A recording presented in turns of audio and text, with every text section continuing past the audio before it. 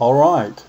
Well, due to operator error, being me, I did not successfully record Sunday's message, which was to be part 2 in a series that I've called A Stone's Throw.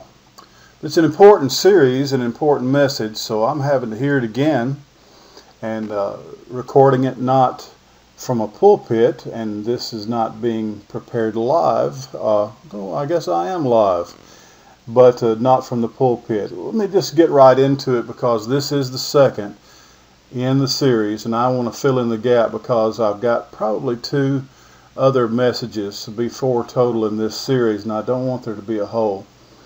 I'm talking about and preaching a series on the story that is told in John's Gospel, chapter 8. The story of the woman who was taken in adultery. She was brought to Jesus. It really wasn't a situation where people were trying to benefit society, trying to purify their neighborhood, even trying to help a family or save a marriage, or to save a woman's life, or to benefit the people of that time. John, as a matter of fact, tells us the purpose and the point of this whole charade. So let's get right into the scriptures. In John's Gospel, chapter 8, verses 1 through 11. The verses say, Jesus went across to the Mount of Olives, but he was soon back in the temple. Swarms of people came to him, and he sat down and taught them. The scribes and the Pharisees brought a woman that they had caught in the act of adultery. They stood her in plain sight for everyone to see, and said, Teacher, this woman was caught in the act of adultery. Moses in the law gives orders to stone an adulteress. What do you say? They were trying to trap Jesus. They were trying to trap him into saying something incriminating so that they could bring charges against him. I know that there are many people in the world today that are manipulators. They are tricksters. They are liars. They are deceivers. They are accusers. And they seldom seem to think that what they are doing is apparent. Probably if John had not given them away here, we would know or doubt, at least question their motives. And it would be clear for us to see. It's clear for me. I think so for you too. But they were not interested in this woman, her family, the man she was involved with, or their neighborhood, the morality of their society. They were trying to trap Jesus. And there are people in the world today who try always to give an impression that they care about important things, that they're pursuing truth and righteousness, that they are the purveyors of all that is good, when really what they're trying to do is create a facade, a blank false screen, or a mask, if you would. They're trying to accomplish, they're seeking evil ends, even though they are trying to appear to be seeking what is good and right and true. So this happens. It's been happening since there have been people, since there's been a human race, and so we see it displayed here very clearly in the scriptures. Just because someone is a religious person, these were scribes and Pharisees. The scribes were the copiers or the scriptors of the law, so they were experts in the law of the Old Testament. The Pharisees were the conservative religious body of Jesus' day. But they hated Jesus. And I want you to think about that. What kind of person could hate Jesus? Well, it just tells you a lot about them. And they thought, however, that they were doing this out of their love and devotion to God. Well, let's go on to the next part of the passage. They brought this woman to Jesus, but Jesus bent down and wrote with his finger in the dirt. And they kept on asking him. They were persistent. He straightened up and said, The sinless one among you, go first. Throw a stone. Bending down again, he continued to write in the dirt. Hearing that, they walked away, one after another, beginning with the oldest. The woman was left alone. Jesus stood up and spoke to her. Woman, where are they? Where'd everybody go? Where is everybody? Does no one stand to condemn you? No one, Lord. Neither do I, said Jesus. Go and stop sinning. I want to talk with you about accusation. It's very easy to accuse someone of wrongdoing. I've heard it said, I know you have too, that when you point your finger at someone in accusation, you're really pointing 3 other fingers in your hand straight back at you. Jesus dealt with this on a number of occasions. He talked about judging people and condemning people when we ourselves are not perfect. We are not beyond accusation. We are not guiltless ourselves. You've heard this old saying, haven't you, that people who live in glass houses should not throw stones? Well, we live in a glass house to some regard. We are very seldom fooling the people around us. We're very seldom, you or I, human beings, we think that we are fooling people. We think that whatever we say and whatever we do, that everybody is taking me and you at face value. Well, people are just a little bit smarter than that. People who are living false lives are saying false things. People who are manipulating others or trying to manipulate others by twisting and bending the truth very seldom fool anyone. A lot of people want to be fooled, and they are willing to believe those who are spinning copper instead of gold.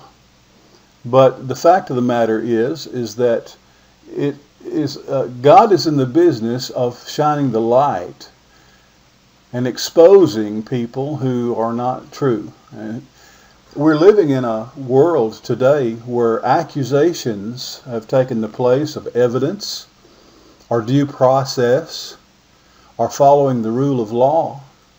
It is very easy and very simple to simply accuse someone of wrongdoing. Now, believe me, as I said, the Bible does teach that we're all sinners. We all make mistakes. We all do wrong. We all break the rules and bend the rules and twist the rules. And so it's very easy to accuse someone. You just throw a rock, you're going to hit somebody. And if someone begins poking around in your life or mine, they'll find something that we've done wrong, a mistake that we've made, a sin we've committed. Now, in a court of law, do you know what is the most unreliable form of evidence? Do you know? Do you know that? You just ask a lawyer sometime or a judge. Well, the most unreliable piece of evidence is an eyewitness account. Here is an article from the Science American Mind entitled, Why Science Tells Us Not to Rely on Eyewitness Accounts. Eyewitness testimony is fickle and all too often shockingly inaccurate. This is an article by Hal Arkowitz and Scott Littlefield. It was presented on this website from which I located it on January the 1st of 2010. So it's not an ancient article, it's very recent. People who are accusing others are serving as a witness against others in court, saying, this is what I saw. I'm an eyewitness. Let me read something to you that I found in this article. In 1984, Kirk Bloodsworth was convicted of the rape and murder of a 9-year-old girl and sentenced to the gas chamber. An outcome that rested largely on the testimony of 5 eyewitnesses. So Kirk Bloodsworth was convicted and sent to the gas chamber, given the death penalty, on the testimony of 5 people who said that they saw him at the crime scene or committing the crime. After Bloodsworth served 9 years in prison, DNA testing proved him to be innocent. Such devastating mistakes by eyewitnesses are not rare. According to a report by the Innocence Project, an organization affiliated with the Benjamin N. Cardozo School of Law of Yeshiva University that uses DNA testing to exonerate those wrongfully convicted of crimes. Since the 1990s, when DNA testing was first introduced, Innocence Project researchers have reported that 73% of the 239 convictions overturned through DNA testing were based on eyewitness testimony. You see, the people of the Innocence Project have exonerated many people. They have caused them to be freed from prison or sometimes off of death row. 73% of the 239 convictions that they were instrumental in helping to overturn had to do or were based on eyewitness tests. People say, I saw it. 1/3 of those overturned cases rest on the testimony of 2 or more mistaken eyewitnesses. How could so many eyewitnesses be wrong? Well, just a few moments ago on last Sunday when I preached this message, I did an object lesson that involved a magic trick. And it looked like I was making a ball, or that a ball was floating around in the air all by itself. Well, that's not what it was doing. It just appeared so. I enjoy doing sleight of hand. I love magic tricks. And so many people would just swear up and down that they saw a ball float in the air, or that they saw a rabbit come out of a hat, or saw a magician saw a woman in half. Well, that's really not what happened at all. Sometimes we think that when we've seen something that we have seen the truth, and that our eyes are never mistaken. But that is not always the case. I'd like to remind you, and for you to think about a passage in Matthew 26, verses 57 through 59, that Jesus, the Son of God, was convicted and crucified on the basis of false accusations. People came forward at Jesus' illegal trial on that Thursday night when he was arrested, and they falsely accused him, and it was on the basis of those accusations that Jesus was condemned and executed. Look here. Those who had arrested Jesus took him to Caiaphas, the high priest, where the teachers of the law, the scribes, and the elders had assembled. But Peter followed him at a distance right up to the courtyard of the high priest. He entered and sat down with the guards to see what would happen. The chief priest and the whole Sanhedrin were looking for false evidence against Jesus, so that they could put him to death. But they didn't find any, though many false witnesses came forward. So Jesus was convicted. You could be convicted on a false accusation. When you hear someone accuse something, don't be so quick to believe, especially if you don't have any evidence. And let me tell you, don't be so quick to don't be so quick to believe everything that you hear or everything that you see. You ought to be very careful. The Apostle John tells us in his little epistle in the 4th chapter, we're to try every spirit. What he means is weigh the evidence, to look at things carefully, make careful decisions and judgments, even realizing that sometimes when we're very careful and we're observing and we're watching and we're listening and we're measuring, we still can be wrong. We still can be wrong. Now, the men who brought the adulterous woman before Jesus were eyewitnesses. The Bible says, and John tells us, that they actually barged in on this woman and the man that she was with, and they saw her in the very act of the sexual act of committing adultery. She was breaking her marriage vows. They saw it, and that was their purpose. They wanted to catch her so that they could testify to the fact. Now, remember, this is not a court of law, and they were not in an official gathering of the Sanhedrin, but they wanted to give it every appearance. You'll find that sometimes when people they're not even in court. They're not really a judge, though they're judging everybody. They're not really lawyers, though they're acting like they know the law. They wanted to give every appearance that everything was on the up and up, and this was really all very copacetic, that this was all proper and in order, when it was nothing of the sort. But it is true that all of these people, they were eyewitnesses. They were eyewitnesses. But they were only witnesses. They were only witnesses. Now I want to come back to that in just a minute. Right now I'm going to call a sidebar. You know, lawyers do that. And so I'm going to act like I'm a lawyer. Act like I'm a doctor sometimes. But I'm not a lawyer, but this is a little bit of lawyerese language. Sidebar is when the attorneys want to talk with the judge on the side, or if the judge wants to talk with the attorneys privately. during the middle of a court session, perhaps. Sidebar, someone might call out. Now, this is just a little sidetrack because this is a place in this story where many people get off track because they ask the question, okay, well, where was the man? Well, this woman was taken in adultery. She was caught.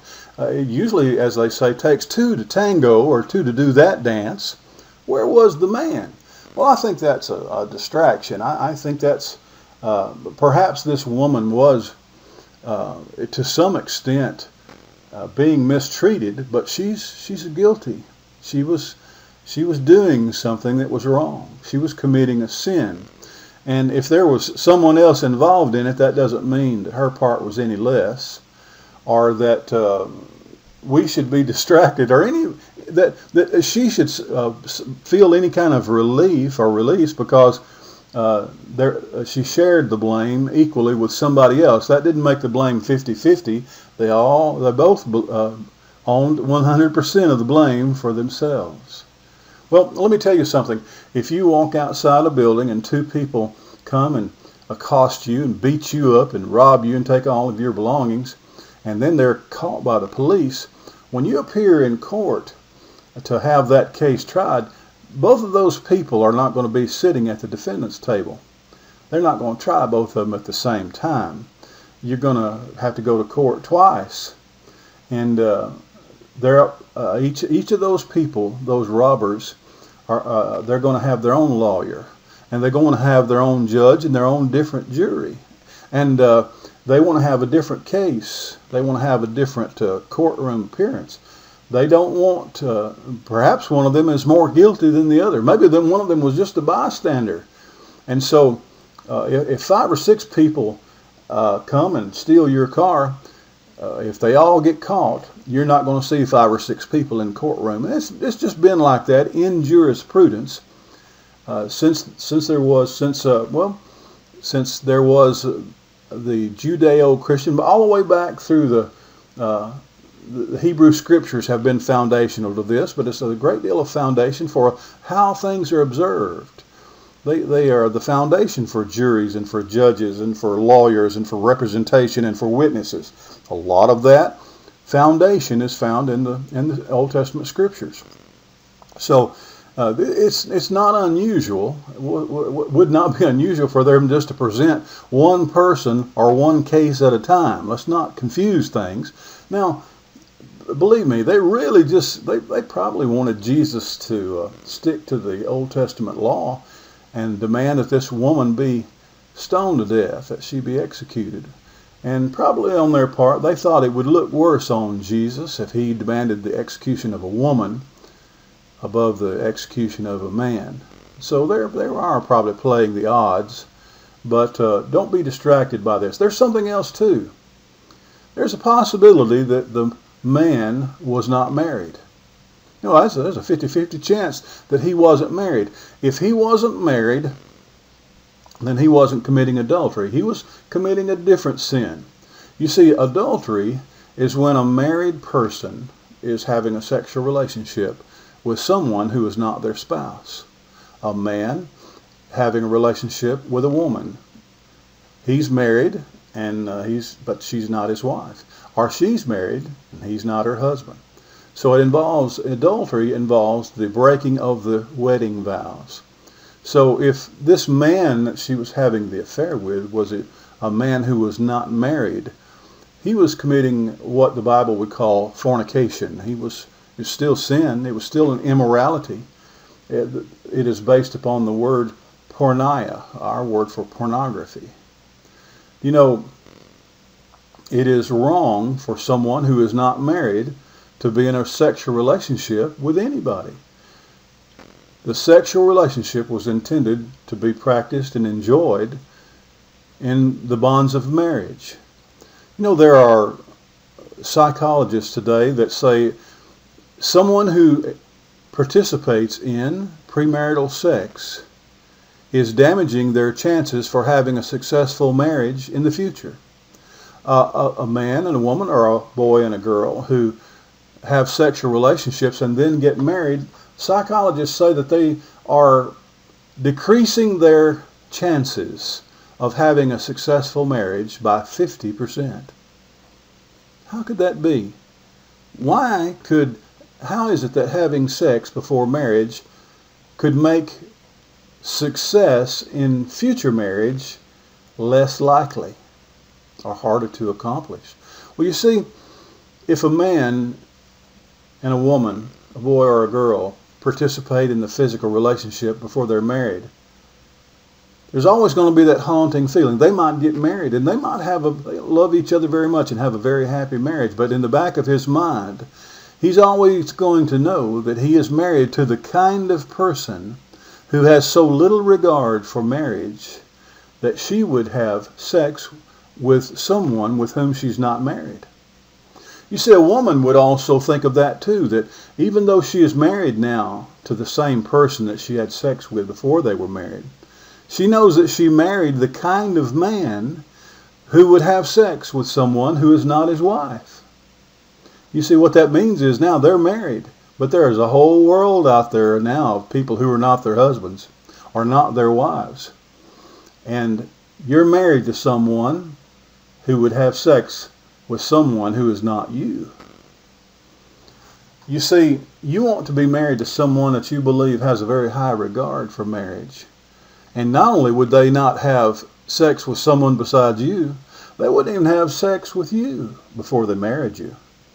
They believe that marriage is the place that God intended for sex. Well, there's a possibility that this man wasn't included as a part of the mock trial that day because he wasn't even married.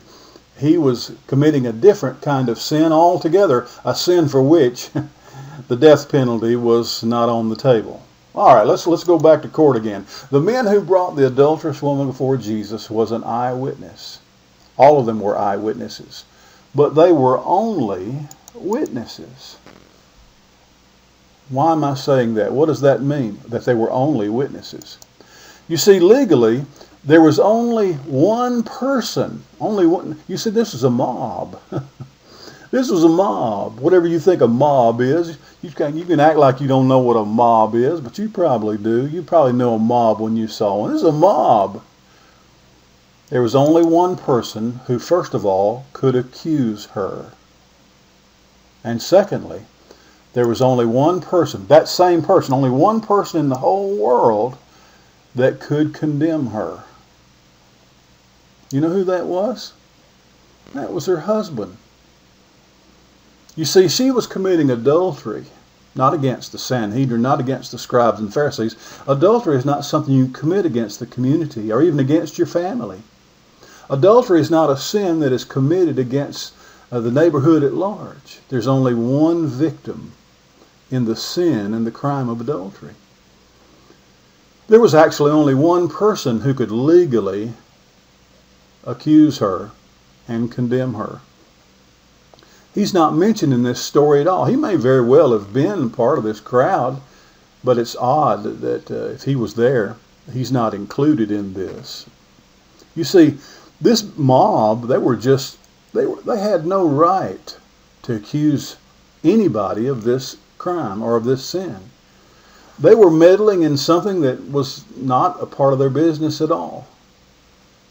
There are people who make accusations and they have no right, they have no authority. They don't have any standing. They take up the causes of others. They proclaim themselves to be marchers and protesters for the downtrodden. They're just really they were trying to kill Jesus. Let's never forget that. And they were willing to use this woman and abuse her and use the destruction of her marriage and of her relationship with her husband. They were willing to destroy anything and anyone in order to condemn the person that they were truly after. This is very devious. This is the height or the depth of wickedness. Now, do you remember that passage that we read earlier? And I underlined one of those phrases in one sentence. When Jesus looked up from his scribbling in the ground and saw that all the people had left, and there was no one but he and this woman, he says, "Does no one stand to condemn you?" You see, he knew that everybody was gone. He knew that all of her false accusers, and they were really false accusers, not because they were accusing her of something false. It's just simply because they had no legal or moral or spiritual right to bring this accusation against her or to stand in condemnation of her. Jesus says, does no one stand to condemn you? I believe with all my heart, though it's not spelled out in every word here, that he was saying, nobody here stands. Where's your husband? Where is the person that you were committing adultery against? Is there no one? And I think that this woman understood his question. I think she understood what he was talking about. And she says, not even one, Lord. Not even my husband is accusing me. And not even my husband has stood here to condemn me. And then Jesus said, well, neither do I. Neither do I. This is a tremendous story. It shows the depth of human depravity and the mistakes that we all can make and the sins we can commit against each other. And how we can seek to use and abuse each other and to destroy each other by making accusations. No one, Lord. And Jesus said, neither do I. No one standing to condemn you? No one.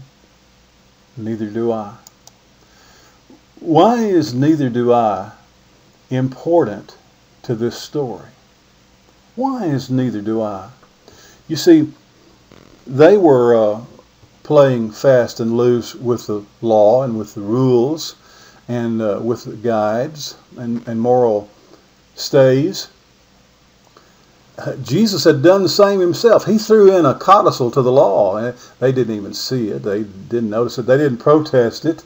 They didn't cry foul, or nobody quoted more verses of Scripture. Jesus threw in something that's not in the law at all. He says, well, okay, let's stone her, but let's let the person who is sinless, the one who is without sin among you, let him start it off. Let him start the stoning. Let him throw the first stone. You see, that's not a part of the law, but Jesus had, and you know, that's why neither do I is very important in this story, because there was one person there who met that qualification, who met that criteria. Jesus was sinless. He could have condemned her. That's why neither do I. That's why he's saying, I could if I wanted to. I could if I wanted to. In our Wednesday night class last week, as our Bible teacher was teaching us, he directed us to go one step beyond John 3:16 to verse 17. John 3:17 says, for God did not send his Son to condemn the world, but he sent him to save the world. Look at verse 18. Because the world, God didn't send his Son in the world to condemn the world, but to save the world. Because the world, do you know what comes next? I've put it here in a paraphrase. I've reshaped it in my own words. It's because the world is already condemned. You see, you don't have to be born. You're not born saved. You're born lost. The whole world is not on track to God and somehow gets off track and loses its way. We're all condemned. We're all born condemned. We're all under judgment. Jesus didn't come here to condemn the world because we were all already condemned. We don't have to be tried. You know, a lot of people believe that there's a chance that when they die, or if judgment day should come, that they'll stand before God.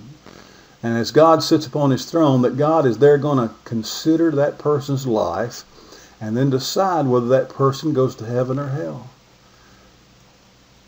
But you know, it's not on Judgment Day that you're either going to be condemned or saved. That's not where the decision's going to be made. You see, the judgment is have you made preparation for that day. God has a plan of salvation.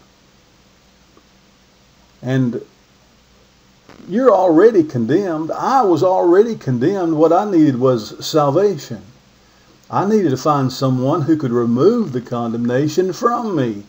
I needed Jesus himself to be the one who look at me and say, well, I could condemn you because you deserve it and because I have the authority to do it. But I'm not going to condemn you. He doesn't say that to everyone, only to those who look to him for that salvation, who rely upon him for that, who call upon him for that. This is a great story. You see, in spite of all the darkness going on that day and the mistakes that people had made and the malicious goals and desires that people were fomenting in their hearts toward Jesus, Jesus was intent on saving this woman. And I believe he not only saved her life, he might have saved her soul. He might have saved her marriage. Because Jesus told her, you know, you've got to change. You've got to quit. You've got to stop. Whatever you're doing with your life that you think was so much fun and enjoyment and so much pleasure and that it was worth abandoning everything that is good and true and moral, you need to rethink that, because it'll never do anything except bring you trouble and grief and pain and embarrassment. Pleasures of, for a moment, the pleasures of the flesh, the pleasures of what I want and what is expedient for the moment, what feels good now and what is attractive and what I want. Jesus says those things all seem very nice, but there are things that are better, things that are more wonderful, things that bring greater joy and greater pleasure. He says, he's not saying, I'm not telling you to abandon a life of pleasure and joy and goodness. He says, but there's a difference in what you've been seeking and what you've been finding and what I'm offering. That's what Jesus was saying. I don't know what he wrote in the ground. It doesn't really matter. It's what he said to this woman. Your whole life can be destroyed at any moment simply if someone makes an accusation. Doesn't matter whether they have the right to accuse you or they know anything, or even if they might even say that they saw you or heard you or they have something on you. Well, God knows everything about us. He's got the scoop on us, and he knows that we all need a Savior. We find in Christ salvation. So often when people hear about Jesus, or they hear about our faith, or they hear us preach, or they sing, they think that God is all about condemning people. He's all about judging people. He's all about punishing people and making them pay. Well, the story of Jesus refutes all of that, because he wants to do for us what he did for this woman. He wants to say, let me help you get out of that world that you're in. Let me help you escape. Let me help you get away. I'm not here, Jesus says, to condemn you. I'm here to save you, because be quite honest, you're already condemned. You're already in trouble. Well, that's the message from Sunday. Tune in again for part 3 of A Stone's Throw. I hope that you will. God bless you, and thank you for listening.